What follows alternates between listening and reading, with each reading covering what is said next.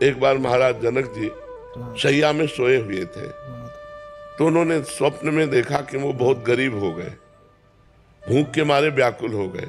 किसी तरह उन्होंने कुछ दाल चावल मांगे और उसे मिट्टी की हाड़ी में पका रहे थे। वो पकने वाली ही थी कि दो सांड लड़ते हुए आए और वो सब खिचड़ी नष्ट हो गई। और वो ऐसे व्याकुल हुए, पूछो जो ही व्याकुलता हो, इसमें आंख खुली तो देखा राजा का वैभव। उनका ये सत्य कि वो सत्य। सभा में आए बड़े बड़े विद्वान बैठते थे, उनसे पूछा ये सत्य कि वो सत्य। अब ये है और वो का तात्पर्य कोई जाने तो उसका निर्णय करे। उनका भाव था ये सत्य जो देख रहा हूं या जो स्वप्न में देखा वो सत्य। अब बड़े बड़े विद्वान इसका उत्तर नहीं दे पाए।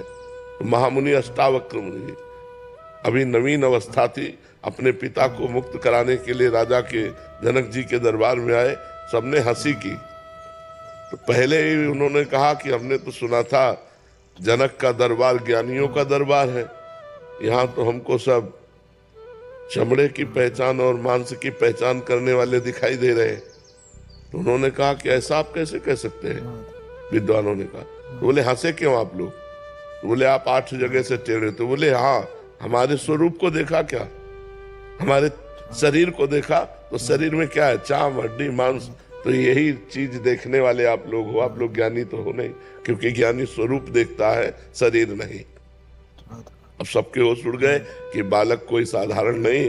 तो जनक जी से कहा हाँ जनक बोल, तेरा क्या प्रश्न है? तो उनका ये सत्य कि वो सत्य। बोले ना ये सत्य ना वो सत्य। जब तू जागृत में था अपने को राजा देख रहा था, थोड़ी देर में स्वप्न में गया तो भिखारी देखा, सब कुछ दुखमय लगा। लेकिन जब जगा तो फिर राजा देखा।